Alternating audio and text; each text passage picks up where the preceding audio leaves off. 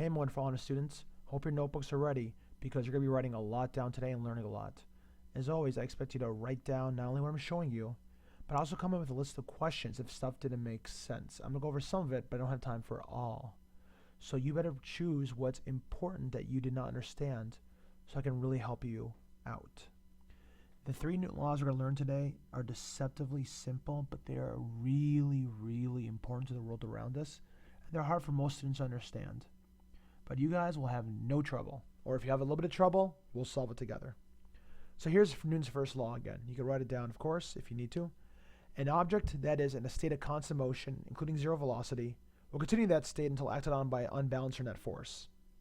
Or in other words, an object that is moving at a constant velocity will only change if there's an imbalance of forces on it. That constant motion occurs when things are in equilibrium. Equilibrium means that the forces on an object are equal and opposite. If you are sliding on a hill and the force pulling you down and the force resisting you up are the same amount, then you will keep going down at a constant velocity and you will not be changing your speed. You're in equilibrium. But if the force down is more than the force up, then you are going to speed up because you will no longer maintain a constant motion since you are now unbalanced. Here's my definition. When equilibrium, stuff keeps doing what it's doing. That's me. Live it, love it. Okay, so now there's another way of thinking about Newton's first law. So objects have a property. It allows them to stay at rest until they experience an imbalance.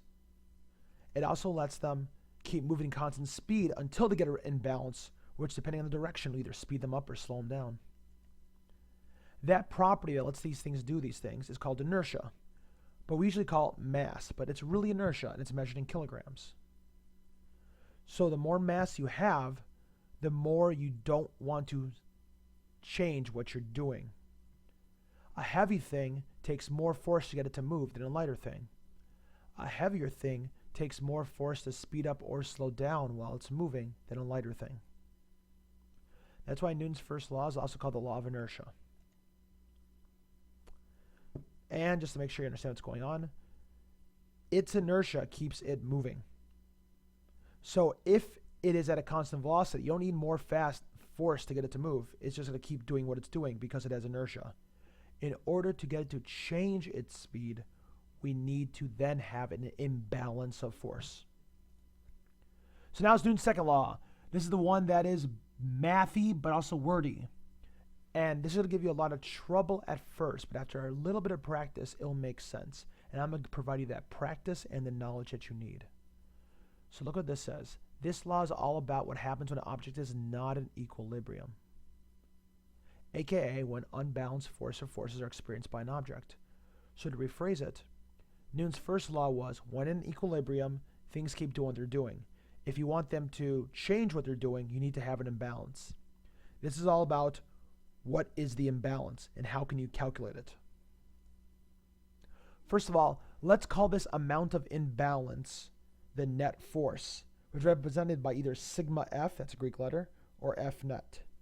So this represents not a force you're pushing on it, but the amount of imbalance there is. And since x and y vectors are independent, you have to calculate it separately for x and y. You can have an object with a net force in x, but not in y. For example, you could have a situation where the forces are balanced up and down, but there's an imbalance either left or right. And we're going to add force the same direction, subtract them in the opposite, which makes sense. If you and I both pull something to the right, it's like there's one big force of ours combined to the right. But if you pull right and I pull left, our forces are working against each other. Mathematically, that's subtraction. Okay, so in equilibrium, there's no net force because there's no imbalance. But when there's an imbalance, the amount of imbalance will make things move. So the amount of imbalance will overcome the inertia and change motion. Long story short, the imbalance, aka net force, will overcome the mass of the object to make it change its motion. Okay, that's a lot of words here. And again, you're pausing whenever the heck you want to write this stuff down. But a net force acting on a mass causes it to accelerate in the direction of net force. If there's an imbalance right, the object will accelerate right. If there's an imbalance up, the object will accelerate up. The larger the imbalance, the larger the change in motion. Yet the larger the mass, the larger the imbalance need to make it change its motion. Even though I said imbalance and change of motion, you're reading this and you're writing down net force and acceleration.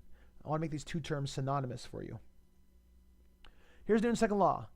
The amount of imbalance, called net force, equals ma. Boom. And the net force is a vector, so that means it has a magnitude, which means amount, and it has a direction. And since m is measured in kilograms, a is measured in meters per second squared, forces are kilogram meters all over second squared, which is a mouthful. So we call that a Newton. Isaac's pretty fly. All right, so if there's no change in motion occurring in a direction, the net force in that direction is zero.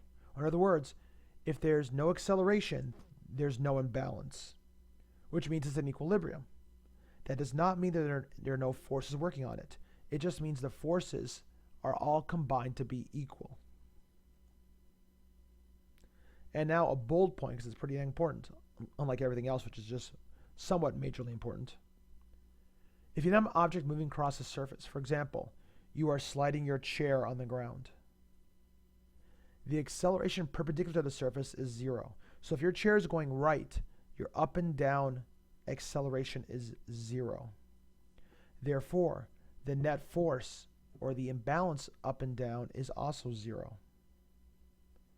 So if you're moving across a surface perpendicular to the surface, which will now scream net force, sorry, should scream normal force to you, because you know normal force is perpendicular to the surface, that up and down direction, or that perpendicular direction, is always going to have a net force of zero if you're moving across a surface. Here's an example I want you to write down. I'll wait. Okay. Two ropes pull a 50 kilogram car. One has a tensional force of 300 to the right, the other has a tensional force of 200 to the left. Ignoring friction, find the acceleration of the car as it moves across the table. All right. The first thing we should always do is draw a free body diagram like I taught you.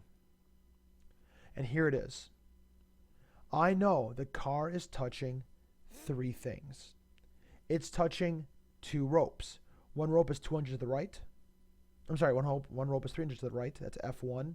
You can see I labeled it right here. The other rope it's touching is 200 to the left, F2. And since it's touching the table, there are two possible forces. There's no friction, so that's one of the two forces.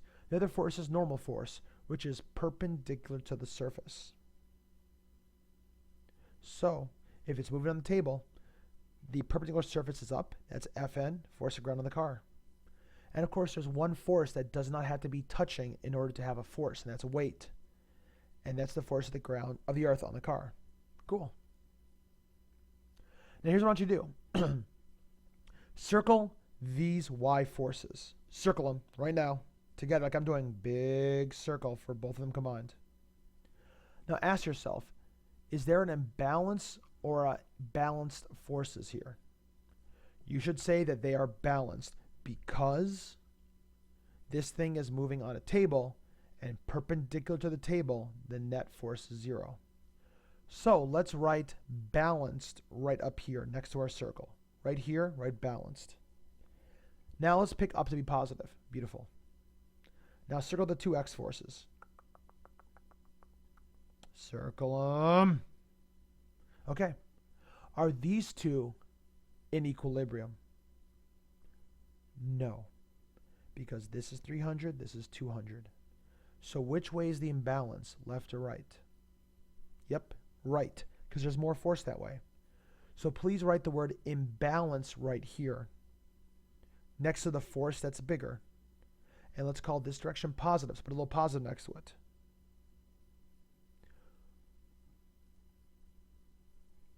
Long story short, what we just did, and we do every time, is we said in this case, since moving on a table, these two forces are balanced, these two forces are not.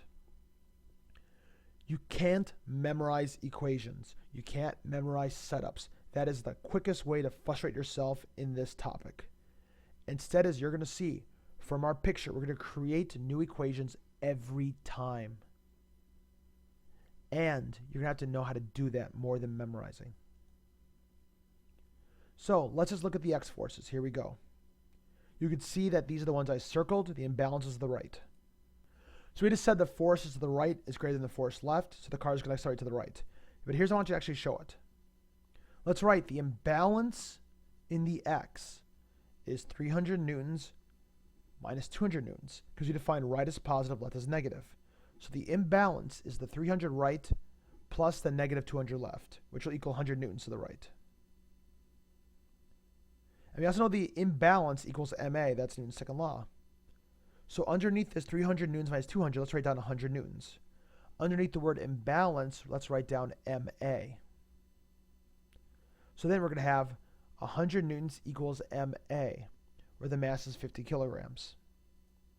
So we're going to solve. We get acceleration is 2 meters per second squared. And since Newton's second law says that the acceleration is always in the direction of imbalance, if the imbalance is right, the acceleration is to the right. Good. Question 1. Was the car actually moving right at the time? The answer, no, no, no. The car could be moving left but slowing down. Acceleration does not guarantee which way you're actually moving. You know that because gravity pulls you down, but if you throw something in the air, it can be moving up while gravity is pulling it down.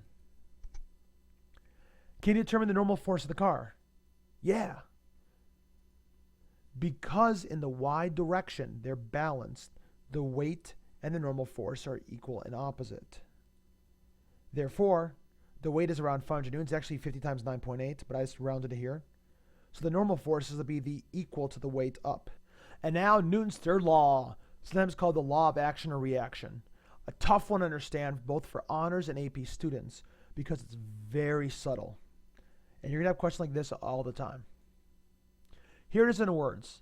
The force on object A from object B is equal in magnitude and opposite in direction from the force of B on A. They're called companion forces or action-reaction forces. Long story short, your force on something is always equal and opposite of that force on you from the object. Really easy to screw up. For example, most people would say, oh, the weight is down, normal force is up. They are equal and opposite. Not always true. What is the companion to the normal force? The surface pushing up on the car must be equal to the car's force on the ground, which is not the same as Earth's pull on the car. And here's what I'm talking about. For example, when you jump up, the Earth is pulling you down. So you must have an equal and opposite pull of you on the Earth. So the Earth moves up to meet you. The Earth does not move as much as you do because it has way more mass. So it has a very small change in motion because it has more inertia, but it's there. Just like if you punch me in the face, you punch my face has an equal and opposite force on you. Probably my face is heavier, so your hand moves less, which makes sense. My head jerks back a little bit. Your hand goes from really fast to pretty much stopped. But yet I get more pain because you hit me in my nose, which you shouldn't do. This will take a lot of time, and we're going to go through it and make sure you understand it. But you have the basic definition.